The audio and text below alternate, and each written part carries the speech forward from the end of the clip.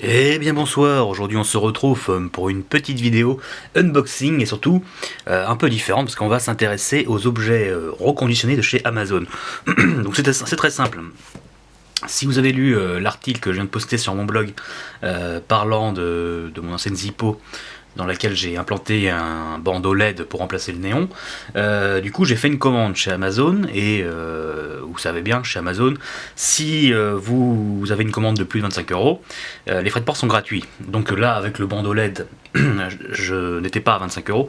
Du coup, j'ai regardé ce que je pouvais rajouter à ma commande pour me faire plaisir ou quelque chose d'utile pour atteindre les 25 euros. Et du coup, je suis allé voir un peu dans ma liste d'envie et j'ai fait un peu le tour et je suis tombé là-dessus.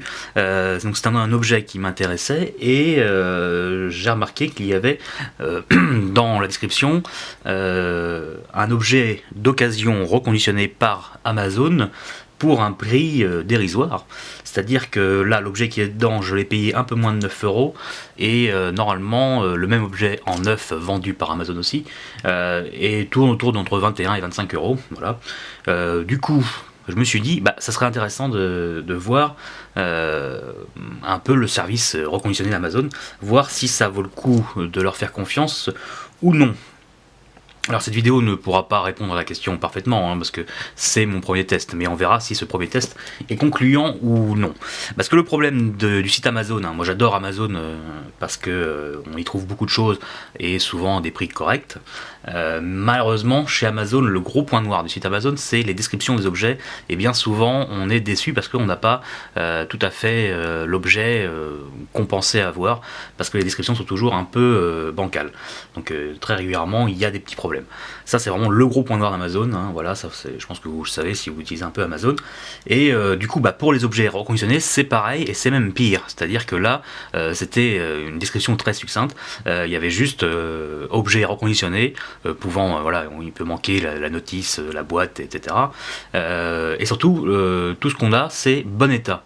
On ne sait pas ce que veut dire bon état, c'est-à-dire qu'il n'y a pas de photo montrant d'éventuels chocs ou rayures, ou tout ce qui pourrait faire la différence entre un objet neuf et un objet d'occasion reconditionné. Là, on doit juste se contenter d'un bon état. Alors, c'est toujours un peu comme ça que fonctionnent toutes les entreprises qui vendent des objets déstockés, reconditionnés, etc. Mais bon, les meilleurs nous précisent un peu l'état. Là, rien du tout, juste bon état. Alors, on ne sait pas si chez Amazon, bon état veut dire bon état, c'est-à-dire que vraiment un objet très peu servi, voilà, vraiment bien, ou si, comme dans beaucoup d'entreprises, bon état veut dire quand même un objet qui a déjà un peu de vécu derrière lui, donc avec des rayures, éventuellement des petits chocs, donc un truc, voilà, on peut vraiment se rendre compte que ça a déjà servi, ou voilà, parce qu'en général c'est plutôt ça, c'est-à-dire que on a en général comme neuf, qui là du coup est intéressant parce que c'est vraiment un produit comme neuf. En général ce sont juste des produits où l'emballage a été abîmé, donc coupé ou déchiré, mais l'objet lui n'a pas subi de problème, de choc ou de rayure. On a très bon état en général, c'est un produit qui est revenu après un problème technique ou un retour produit mais qui n'avait plus d'emballage, etc. Donc en général, on est plutôt aussi sur un objet qui est presque comme neuf. Et en général, le bon état, c'est un objet qui a quand même déjà eu un certain vécu, ou un objet qui a eu des accidents de stockage, des accidents voilà, ou des objets de présentation. Donc des objets qui ont déjà des rayures et des traces de la vie, quoi. Donc on va voir. Voilà, ça fait déjà 3 minutes 47 pour présenter. Du coup, on va voir. Alors qu'est-ce que c'est? Tout simplement, c'est une montre Casio. C'est la 3298, je crois. Donc si vous connaissez un petit peu, en tout cas si vous êtes né comme moi dans les années 80, vous devez savoir de quoi je parle. Voilà, c'est une des fameuses montres Casio de cette époque. Donc en fait j'ai remballé le paquet, S'il y a un scotch marron c'est parce que voilà, j'ai pas de scotch transparent. C'était pour pouvoir faire un vrai unboxing, mais j'ai quand même vérifié que l'objet était dedans avant la vidéo. Voilà, alors vous voyez bien, l'objet, malgré qu'il soit envoyé avec le reste de la commande, est dans un emballage différent, parce que je pense que c'est un autre service d'Amazon, et du coup c'est pour ça que l'emballage, c'est un emballage d'envoi qui est lui-même dans un autre emballage d'envoi. Donc vous voyez ici la petite gommelle, le petit autocollant qui nous parle de Amazon objet reconditionné, voilà, comme je vous disais, avec la référence. Et du coup c'est envoyé comme ça, dans un petit carton. Déjà premier point, je dirais point noir, on va dire, l'emballage est assez léger, voilà, c'est juste un petit chiffonnade de papier et l'objet est dedans.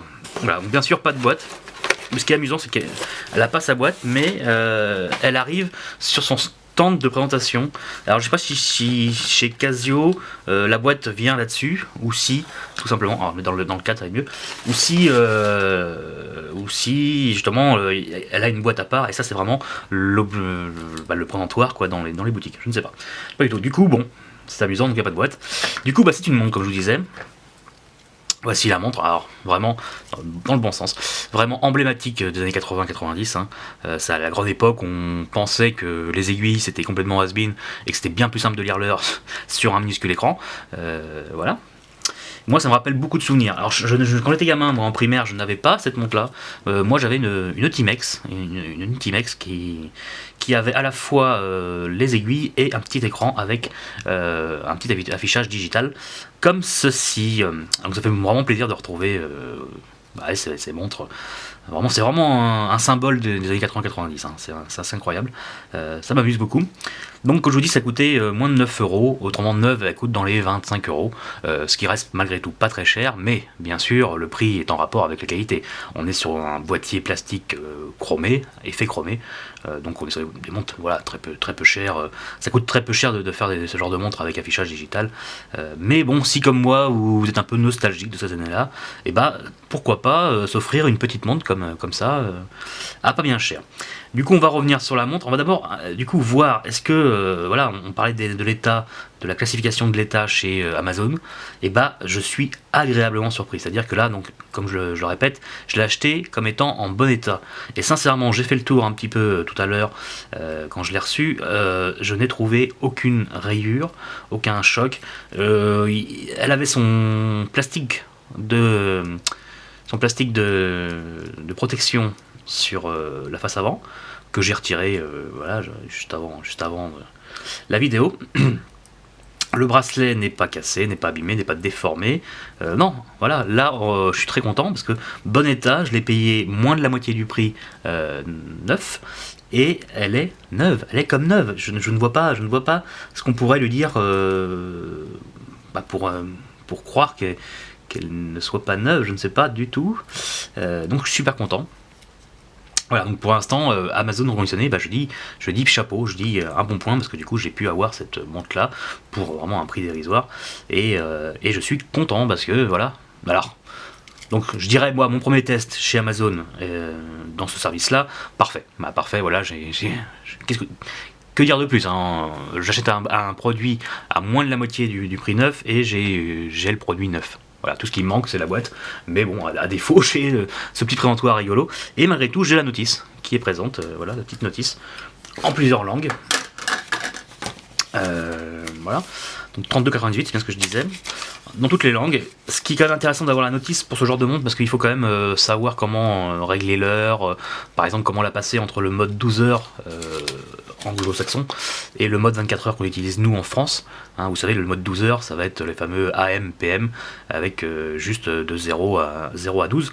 Alors que chez nous, bien sûr, on utilise 21 heures, par exemple, à 21 heures, au lieu d'avoir un 9 heures PM. Voilà, donc ça par exemple il faut savoir comment faire, et il faut la notice pour ça. D'ailleurs si ça vous intéresse, il suffit d'appuyer ici, hop, voilà, elle va passer en mode 12 heures, et si on réappuie, elle repasse en mode 24 heures, simplement. Et petit point de ce modèle-là particulier, parce qu'il en existe plein, des modèles de Casio digital comme ça. D'ailleurs, je me demande si je vais pas m'en acheter une autre aussi, ou peut-être une aiguille. Ça m'amuse beaucoup, c'est pas très cher, donc on peut se faire plaisir à vendre pas cher. Et si vous aussi vous aimez un peu ces côtés très vintage, très vintage, oui, vintage au sens premier du terme, c'est-à-dire voilà, 20-30 ans, faites-vous plaisir, parce que ça coûte rien du tout. Et puis si on la casse ou si on la perd, on ne pleure pas, et puis en plus, ça va très bien pour une femme ou pour un homme. Hein. Bon, celle-ci est un peu petite, donc si comme moi vous avez les poignets un peu gros, c'est peut-être pas le modèle à prendre, on peut peut-être prendre un modèle un peu plus gros. Voilà, à vous de voir. À vous de voir ce que vous aimez en montre. Voilà, et puis donc c'est celui-ci, un truc très sympathique, qui va rappeler beaucoup de souvenirs aux personnes qui ont eu ce genre de montre, hein, que ce soit du Casio, une Timex ou autre. Elle est éclairante. Voilà, alors je pense que là, si vous en avez déjà eu une, la couleur vous rappelle tellement de bons souvenirs. Moi je pense que je vais m'amuser beaucoup à l'allumer, hein, comme quand j'étais gamin, juste pour le plaisir de retrouver cet éclairage un peu bleuté. Alors, il est très bleu celui-là, certains étaient un peu plus verts, mais c'était toujours un peu la même gamme de couleurs, hein, et c'est très très drôle, ça me fait vraiment plaisir. Du coup, les autres bons points, donc on est sur un bracelet, lui, métallique, hein, vraiment métallique, à petite maille, sympa comme tout. Et on a une boucle, alors c'est pas une boucle déployante, c'est juste une boucle avec une sécurité. Voilà, on a juste un clips et une sécurité, un crochet qui prend dans cette petite barre là. Mais ce qui est pas mal, c'est qu'on a un réglage de longueur de bracelet sans avoir besoin d'outils. Il suffit en fait juste de venir déclipser ici. Alors je sais pas si je vais pouvoir le faire à la main, non je ne pense pas. En plus j'ai plus d'ongles en plus. Donc il suffit juste de débloquer le cran ici et on peut faire glisser cette partie ici le long du bracelet, ce qui permet de régler. Et moi, malgré le fait que j'ai un poignet de gros, hein, j'ai un gros poignet, et bah je suis même pas à fond. Voilà, c'est-à-dire que là elle est réglée pour mon poignet, et bah je suis même pas à fond. Du coup je vais la mettre, vous allez voir un peu.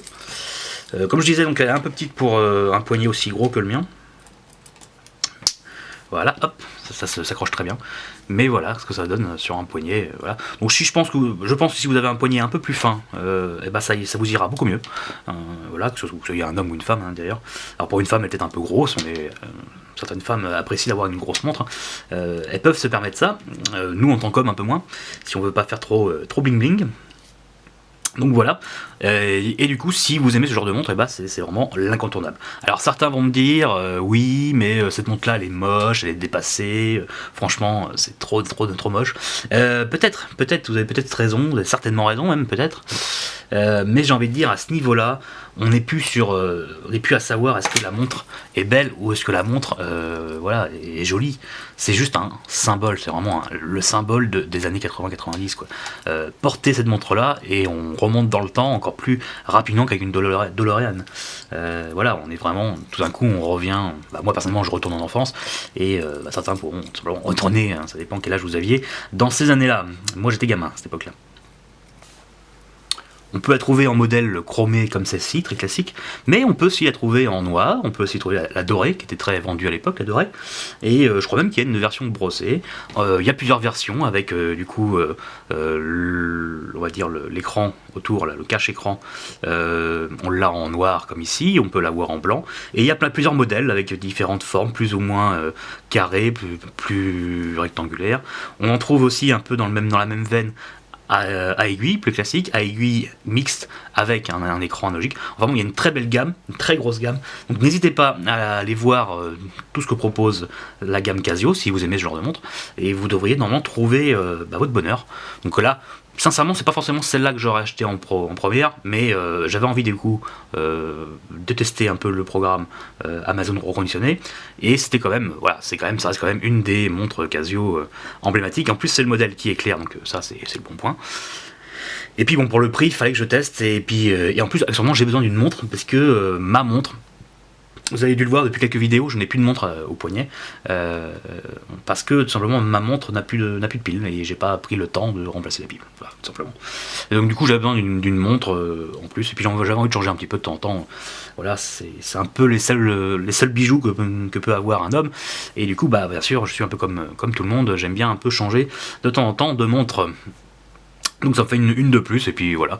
Bon après il faut assumer hein, le fait d'avoir une montre dinosaure, hein, c'est vraiment un dinosaure de la montre à son poignet. Mais bon, vous me connaissez, j'utilise au quotidien un briquet qui a 60 ans, une montre qui semble en avoir 30, et un stylo qui en a 60 aussi. Donc voilà, ça me dérange pas, j'assume complètement. Voilà, je pense qu'on a fait le tour du sujet, donc on va juste faire une petite conclusion rapide. Donc pour ce premier test d'Amazon reconditionné, je dis bravo, je dis oui.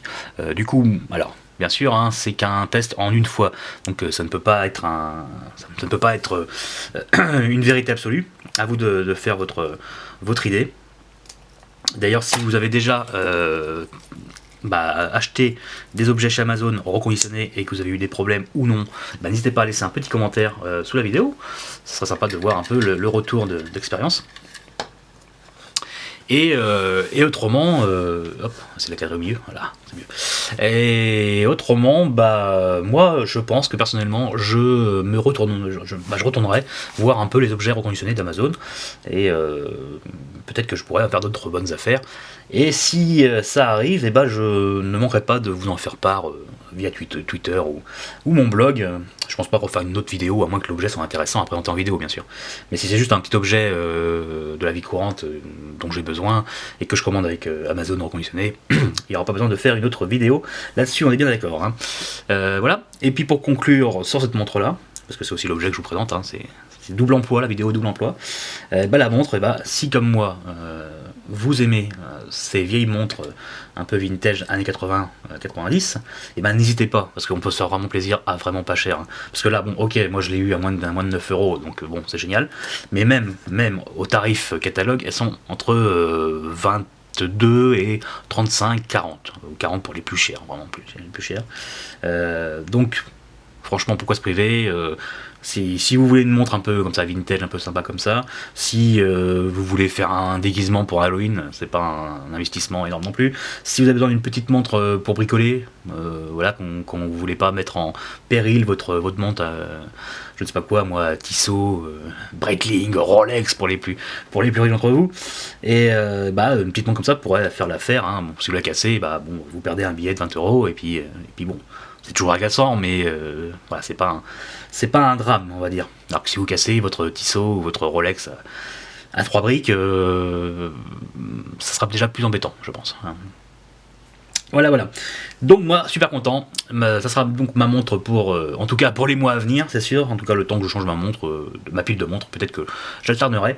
Mais bon, pour l'instant, ça va être celle-là qui va rejoindre mon poignet pour au moins les jours à venir, on va dire.